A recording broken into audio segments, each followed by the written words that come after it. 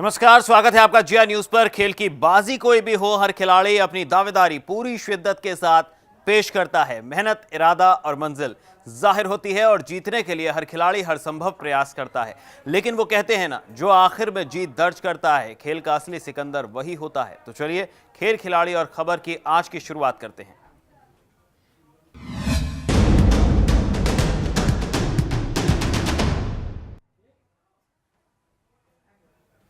तो team India 19 जनवरी को New Zealand से नेपियर की पिच पर भिड़ेगी। इस पिच पर कौन है जो टीम इंडिया की नैया पार लगाएगा, देखिए इस रिपोर्ट में। टीम इंडिया की पेस बैटरी,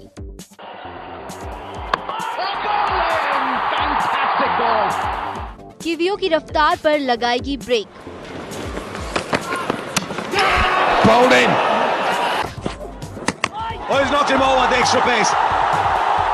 न्यूजीलैंड के खिलाफ 19 जनवरी से शुरू हो रही वनडे सीरीज में जहां टीम इंडिया के पास बैलेंस बैटिंग लाइनअप दिखाई दे रहा है, वहीं इस बार टीम में शामिल हैं 6 तेज गेंदबाज, जिसमें अनुभवी ईशांत शर्मा, दोनों तरफ गेंद को स्विंग कराने का मादा रखने वाले भुवनेश्वर कुमार, शानदार शमी अहमद, घरेलू क्रिकेट में अपनी गेंदबाजी का परचम लहराने वाले ईश्वर पांडे और 150 की रफ्तार से गेंद डालने वाले वरुण एरोन शामिल हैं। टीम इंडिया न्यूजीलैंड के खिलाफ अपने गेंदबाजों को अपनी ताकत की तरह आजमाने वाली है, लेकिन माही ने पहले ही अपने गेंदबाजों को चेतावनी दे दी है कि अपनी जिम्मेदारी समझें और अपनी गेंदबाजी के हिसाब से ही अपनी फील्डिंग सेट करें। फास्ट बॉलर्स हैं, थोड़े डिफरेंट टाइप के फास्ट बॉलर्स हैं and at the same time it's good. Varun काफ़ी टाइम से इंजर्ड था तो फिट होके वापस आया है और डोमेस्टिक में उसने अच्छा किया है। सो आई थिंक काफ़ी एक्साइटिंग है, but again you know individuals they will have to step up. You know नए रूल चेंजेस के हिसाब से जब आप खेलेंगे, आपको अपनी बॉलिंग के बारे में पता होना चाहिए कि मैं इस फील्डर को बाहर रख के आई एम कॉन्फिडेंट। 19 जनवरी को नेपियर की हरी पिच पर न्यूजीलैंड को मात देने के इरादे से टीम इंडिया मैदान पर उतरेगी। ये देखना दिलचस्प होगा कि टीम इंडिया की पेस बैटरी कीवियों की रफ्तार रोकने में कितनी कारगर साबित होती है। स्पोर्ट्स डेस्क, जिया न्यूज। तो न्यूजीलैंड का यह दौरा टीम इंडिया के लिए कितना मुश्किलों भरा होने वाला है और जो 6 गेंदबाज का डिसीजन लिया है वो कैसा साबित होगा टीम इंडिया के लिए, इन तमाम पहलुओं पर चर्चा करने के लिए हमारे साथ आज स्टूडियो में मौजूद हैं जाने माने कमेंटेटर और खेल पत्रकार रवि चतुर्वेदी जी। इसके साथ ही हमारे पैनल में आज हमारे स्पोर्ट्स जर्नलिस्ट दीपांशु मदान भी हमारे साथ जुड़े रहेंगे इस चर्चा में। तो पहले रुक कर लेते हैं रवि जी के पास।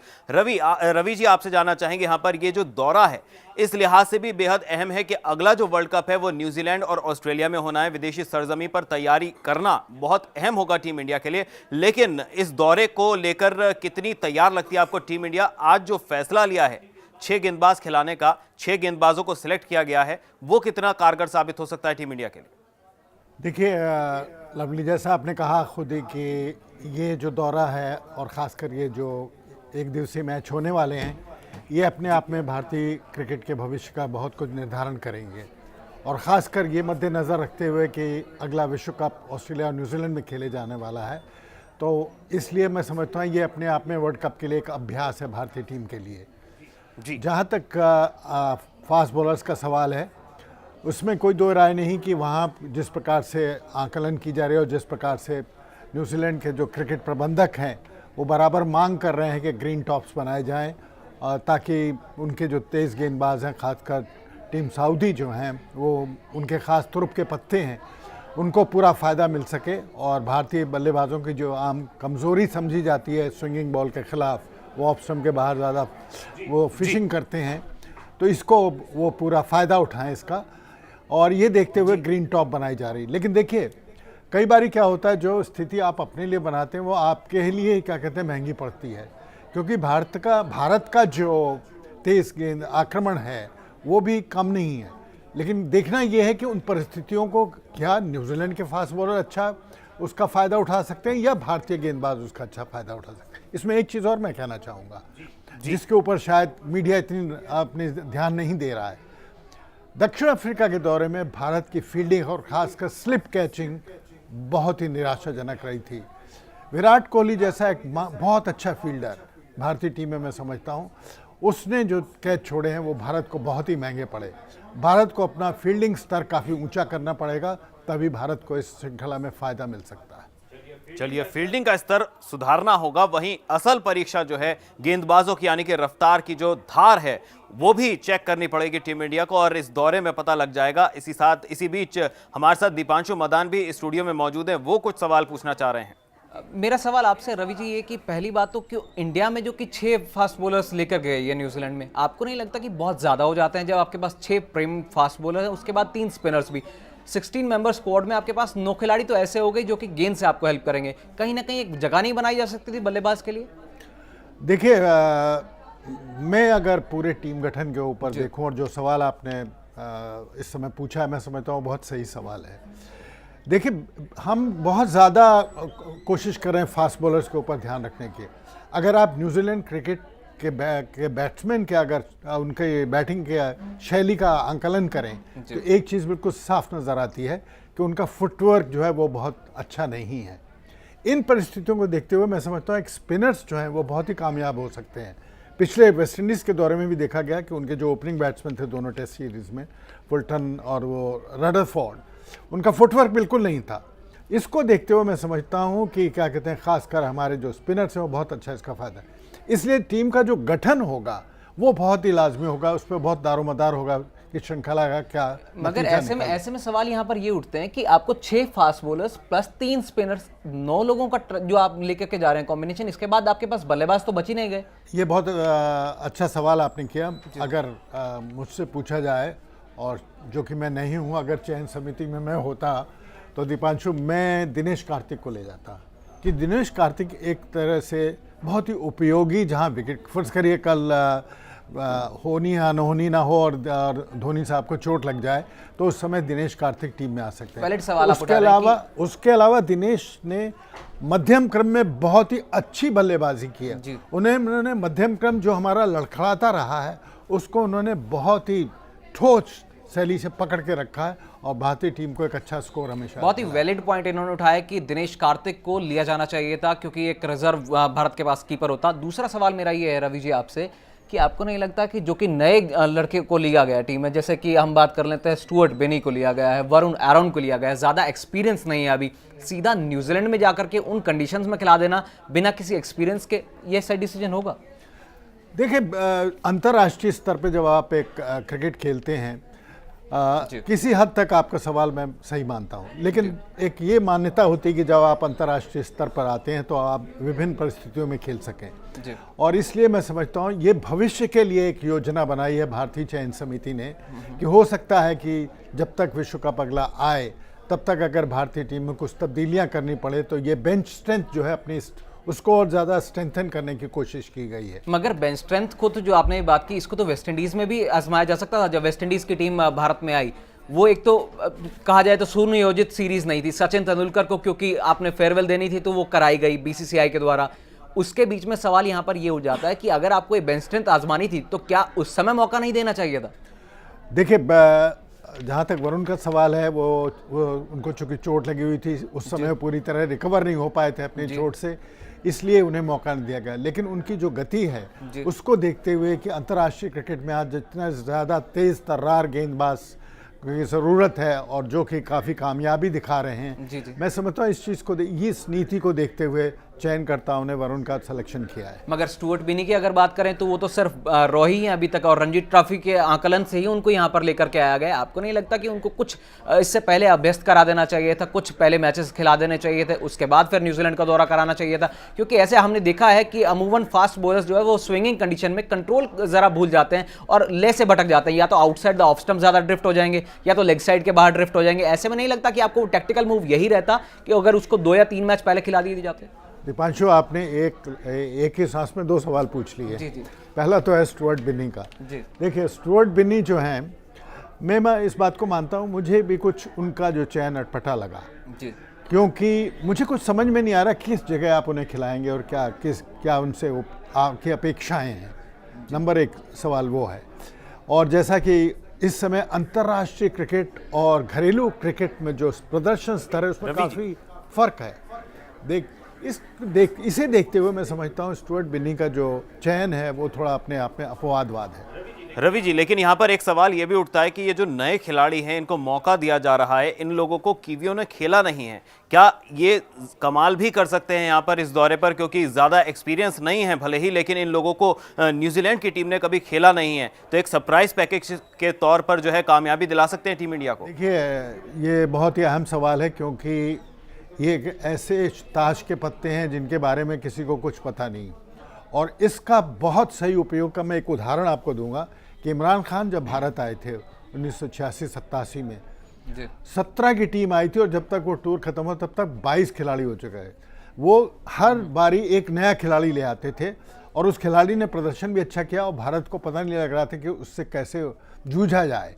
तो मैं समझता हूँ ये अपने आप में एक वो हो सकती है रणनीति जिसके ऊपर कि भारतीय निर्भर कर रहा हो, भारतीय टीम निर्भर कर रही है। मगर रवि जी, यहाँ पर सवाल एक ये भी है कि अगर आपके पास 6 फास्ट बॉलर्स हैं, आपके पास 3 स्पिनर्स भी हैं, आप किस कॉम्बिनेशन के साथ उतरना चाहेंगे? आप 5 फास्ट बॉलर्स के साथ तो नहीं जाएंगे, ये तय है। 4 फास्ट बॉलर्स के साथ जा सकते हैं क्योंकि यहाँ पे सीमिंग कंडीशन हो सकती है, या फिर आप 3 स्पिनर्स माफ कीजिएगा 3 फास्ट बॉलर्स और 2 स्पिनर्स के साथ जा सकते हैं। आपकी प्रतिक्रिया, क्योंकि नेपियर के विकेट में कैसे घास रहती है वो आप ही ज्यादा आकलन कर सकें, क्योंकि आपने, मुझे याद आता कि कॉमेंट्री भी की है जाकर के न्यूजीलैंड में, सो बेहतर आप बता पाएंगे प्लीज। देखिए, इसमें कोई दो राय नहीं कि जिस प्रकार से भारतीय बॉलर हमारे, मैं इस समय खास बात कर रहा हूँ फास्ट बॉलर्स की। देखिए, दक्षिण अफ्रीका में इतनी अनुकूल परिस्थितियाँ थीं जिसका मैं समझता हूँ कि बहुत सही फ़ायदा भारतीय फास्ट बॉलर्स उठा सकते थे। लेकिन अगर कहीं देखा जाए उन परिस्थितियों का अगर किसी ने कोई फ़ायदा उठाया, किसी ने उसके सही उपयोग किया है, तो एक बात अगर थोड़ा बहुत था वो मोहम्मद शामी थे। उनके अलावा इतने अनुभवी ज़हीर खान भी उतना अच्छा उसका फ़ायदा नहीं उठा पाए, ईशांत शर्मा भी उतना अच्छा फ़ायदा नहीं उठा पाए। इसलिए मैं समझता हूँ, और नवाब पटौदी हमेशा कहा करते थे कि प्ले टू योर स्ट्रेंथ। देखिए, एक आम धारणा ये है, क्रिकेट की मान्यता है, उसमें ये माना जाता है कि 2 फास्ट बॉलर, 2 स्पिनर्स और 1 ऑलराउंडर से जाइए। जी। वो देखिए 3 स्पिनर उन्होंने खिलाने शुरू किए क्योंकि उस वक्त आपके पास मीडियम फास्ट बॉलर ही नहीं था। मुझे भी लगता है कि इस समय आपको, और अगर आप एक दिवसीय मैच में 3 फास्ट बॉलर और 2 स्पिनर्स के साथ जाते हैं तो आपकी बैटिंग थोड़ी कमजोर हो जाती है। और इस समय जबकि भारत की बैटिंग लड़खड़ा रही है, तो मैं समझता हूं कि ये टीम जो है जाएगी, अगर अंतर्राष्ट्रीय क्रिकेट में उतर रही है एक दिवसीय में, तो 3 फास्ट बॉलर 1 स्पिनर के साथ ये उतरेगी। तो निश्चित तौर से फिर जो एक फालतू का जो आप कह सकते हैं कि ऐड किया गया स्पिनर को, जैसे 3 हमारे पास स्पिनर आ गए हैं, जिसमें अमित मिश्रा को मौका दिया गया है, जिसमें आर अश्विन को मौका दिया गया है, जिसमें रविंद्र जडेजा को मौका दिया गया है, उसमें से 3 में से कोई एक ही खेलेगा। ऐसे में 2 तो बेंच के बाहर ही रहेंगे, तो फिर ये कहीं ना कहीं नाइंसाफी नहीं होगी। मुझे याद आता है कि पिछले दौरे में प्रज्ञान ओझा को भी लगातार बेंच को ही वार्म करते रह गए थे, उसका जरूरत कहां पर है? दिनेश कार्तिक को इमीडिएट प्रभाव से क्या नहीं भेजा जा सकता? देखिए, अगर हम पिछली श्रृंखला को देखें जी, इसमें कोई दो राय नहीं। कई बार हम कोशिश ये कर रहे हैं, एक बात कही जाती है क्रिकेट की भाषा में, अगर मैं बात करूं तो कहा जाता है little bit of this, little bit of that. Right. Allrounder जो होता है, एक सही मायने में ऑलराउंडर होता है। अगर भारतीय क्रिकेट का आप आंकलन करें तो अब तक एकमात्र ऑलराउंडर जो हमें मिला है वो रहे हैं कपिल देव। कपिल देव की क्षमताओं जैसा ऑलराउंडर अभी तक हमें नहीं मिला, या उससे पहले विनू मनकट थे। राइट। लेकिन आजकल के दिनों को अगर हम देखें तो हमें अभी तक अगर सबसे बड़ी खामी और सबसे बड़ी कमी भारतीय क्रिकेट को अगर इस समय जिसका भुगतना पड़ रहा है, वो है एक ऑलराउंडर की कमी।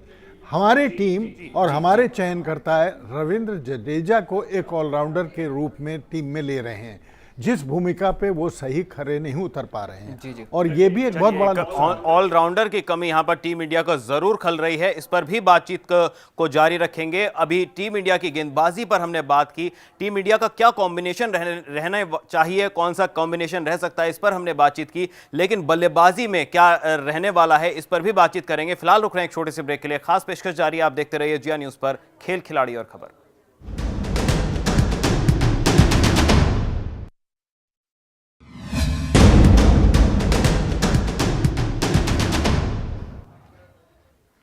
वेलकम बैक, आप देख रहे हैं हमारे खास पेशकश खेल, खिलाड़ी और खबर। बात हो रही है न्यूजीलैंड दौरे की। तो न्यूजीलैंड दौरे के लिए टीम इंडिया ने वनडे टीम में 6 तेज गेंदबाजों के अलावा 3 स्पिनर्स को भी शामिल किया है। अब ऐसे में सवाल यह उठता है कि टीम में 16 खिलाड़ियों में से 9 गेंदबाजों को शामिल करना कहां तक उचित है। टीम इंडिया में शामिल है 3 स्पिनर्स। लेकिन सबसे बड़ा सवाल, क्या हरी विकेट पर चलेगी फिरकी? जी हाँ, टीम इंडिया में वनडे सीरीज के लिए अमित मिश्रा, रविंद्र जडेजा और आर अश्विनी के रूप में तीन स्पिनर्स मौजूद हैं। लेकिन यहाँ सवाल ये है कि क्या हरी विकेटों पर तीन स्पिनर अपना जलवा दिखा पाएंगे? दक्षिण अफ्रीका में बुरी तरह फ्लॉप साबित हुए अश्विनी पर एक बार फिर से धोनी ने विश्वास जताया है। सर जडेजा को टीम में मौका उनके दक्षिण अफ्रीका टेस्ट में शानदार प्रदर्शन के बाद मिला है।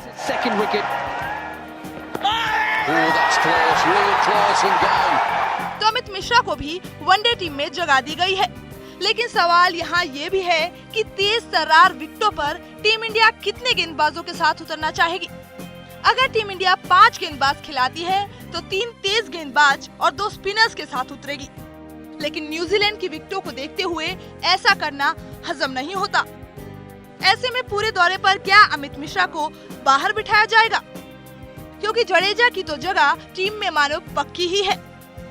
और अगर विकल्प के तौर पर एक और स्पिनर की जरूरत पड़ी तो धोनी के पास अश्विनी है ही। फिर ये कहना गलत नहीं होगा कि मिश्रा को सिर्फ खाना पूर्ति के लिए ही टीम में जगह मिली है। वैसे ऐसा पहली बार नहीं हुआ है। इससे पहले भी दक्षिण अफ्रीका के दौरे पर प्रज्ञान ओझा पूरे दौरे पर ड्रेसिंग रूम की शोभा बढ़ाते ही दिखे हैं। सवाल यहाँ एक और भी है कि जब टीम में एक बल्लेबाज की जगह बनाई जा सकती है तो उस जगह को गेंदबाज को लेकर खत्म क्यों कर दिया जाता है? इन सवालों का जवाब भले ही धोनी दे या ना दे, लेकिन टीम इंडिया को विदेश में बेहतर प्रदर्शन करना है तो इन बारीकियों का मंथन करना ही होगा। स्पोर्ट्स डेस्क, जिया न्यूज। चलिए, तो 6 सीमर्स और 3 स्पिनर्स कितने अहम साबित होने वाले हैं न्यूजीलैंड के पिचेस पर, यह जान लेते हैं रवि जी से। रवि जी, क्या कॉम्बिनेशन रहना चाहिए? धोनी को क्या लगेगा इस बार, क्योंकि पिछला दौरा जो है निराशाजनक साबित हुआ। क्या 4 सीमर्स 1 स्पिनर के साथ उतरना चाहेंगे या 3 सीमर्स और 2 स्पिनर्स यहां पर ये लेकर चलेंगे धोनी? देखिए, मेरी धारणा ये है और मेरा जो क्रिकेट का ज्ञान है बहुत सीमित है, उसके आधार पर मैं ये कहना चाहता हूँ कि हम देखिए आंकलन करें न्यूजीलैंड के बैट्समैन की खेल शैली का, तो जो बात मैंने पहले भी कही वो अगर आप सारे अंतर्राष्ट्रीय क्रिकेट के खिलाड़ियों को देखें तो न्यूजीलैंड और इंग्लैंड के कुछ खिलाड़ी ज़्यादातर ऐसे हैं जो कि इनका फुटवर्क बहुत कम है। सब कॉन्टिनेंट के हमारे खिलाड़ी हैं, वो बहुत अच्छा उनका फुटवर्क होता है। इस चीज़ को देखते हुए मैं समझता हूँ कि स्पिनर का होना भारतीय टीम में 2 स्पिनर का होना बहुत ज़रूरी है। और देखिए, अगर मुझे कहा जाए तो देखिए एक सरप्राइज पैकेट हर जगह होता है और ख़ास कर इस तरह के क्रिकेट में जहाँ की धुआंधार ताबड़तोड़ स्ट्रोक खेले जाते हैं, यहाँ लेग स्पिनर एक बहुत अच्छी भूमिका निभा सकता है अगर वो सही लेंथ और लाइन पर जाए। तो मैं सरप्राइज पैकेट के रूप में अमित मिश्रा को जरूर खिलाऊंगा। आपने अमित मिश्रा की बात की है, तो ऐसे में सवाल यहाँ पर ये एक सीधा सीधा है कि अमित मिश्रा को आप कितने बार पर विकल्प के तौर पर लेकर के आएंगे? ही इज बीन परफॉर्मिंग लगातार। अगर रणजी ट्रॉफी की बात करें तो शानदार लय में दिखते हैं। लेग स्पिनर की आपने बात की कि अंग्रेज जितने भी हैं वो जरा मुश्किल में आ जाते हैं जब भी लेग स्पिनर की बात होती है। ऑस्ट्रेलिया के सामने हमने देखा है कि हमेशा परेशान होते हैं, अनिल कुंबले के सामने होते थे। अगर इंग्लैंड की बात करें तो वो भी लेग स्पिनर्स के सामने, जैसे सिद्धू कहते हैं कि वो ढूंढो रे साजना, वही कहानी दोहराई जाती थी। अगर न्यूजीलैंड के सामने बात करें, आपने कहा कि अमित मिश्रा के विकल्प के सामने आ सकते हैं, मगर आपको नहीं लगता कि उनकी काबिलियत के आधार पर नहीं लिया जाता? अमित मिश्रा को बारी बारी दरकिनार किया जाता है in form of Ravindra Jadeja या फिर आर अश्विन। देखिए, इससे जो सवाल आपने किया, इससे एक चीज़ जुड़ी हुई है जी। एक खिलाड़ी जो अच्छा प्रदर्शन कर रहा है, अगर आप उसको बाहर बिठा दें तो उसके आत्मविश्वास, ये आत्मघाती होता है बॉलर के लिए। और स्पिनर जो है ना, एक अगर आप बुरा न माने तो मैं एक संज्ञा देना चाहूँगा यहाँ पे कि शराब की तरह मैच्योरिटी आती है विद द एज, और जितने ज़्यादा उम्र बढ़ती है उतनी ज़्यादा उसमें मैच्योरिटी आती है। और लेकिन जैसे वो मैच्योर होने लगता है आप उसको टीम के बाहर कर देते हो। राइट। देखिए, ये बहुत बड़ा उसके साथ अन्याय है और यही प्रज्ञान ओझा के साथ हम कर रहे हैं। बिल्कुल, मैं समझता हूँ, क्योंकि हम रविंद्र जडेजा को हर चीज़ का विकल्प मान रहे हैं, जो कि मैं अपने आप में नहीं मानता हूँ। जी जी। इसलिए ये बहुत बड़ा एक भारतीय क्रिकेट के लिए बहुत बड़ी निराशा का विषय है कि जो स्पिनर्स असली भूमिका निभाते रहे अंतर्राष्ट्रीय क्रिकेट में अब तक, अब नहीं निभा पा रहे हैं क्योंकि हम बराबर एक स्पिनर को वहाँ पर नहीं रख रहे हैं। जी, ना ही अमित मिश्रा को इंग्लैंड में मौका मिला, फिर हम वेस्ट इंडीज़ का दौरा किया हमने तो भी उनको मौका नहीं दिया गया। ऐसे में सवाल ये है कि आप 2015 की प्लानिंग के लिए आप रुक रुक के गेंदबाजों को तैयार कर रहे हैं, या तो फिर एक गेंदबाज को, जैसे कि आपने बात की कि कॉन्फिडेंस डाउन हो जाता है, मोरल डाउन हो जाता है, प्रश्न चिन्ह नहीं उठने चाहिए बीसीसीआई पर, प्रश्न चिन्ह नहीं उठने चाहिए टीम मैनेजमेंट और प्रश्न चिन्ह नहीं उठने चाहिए धोनी की कप्तानी पर कि वो किस दिशा में लेकर के जा रहे हैं भारतीय क्रिकेट को।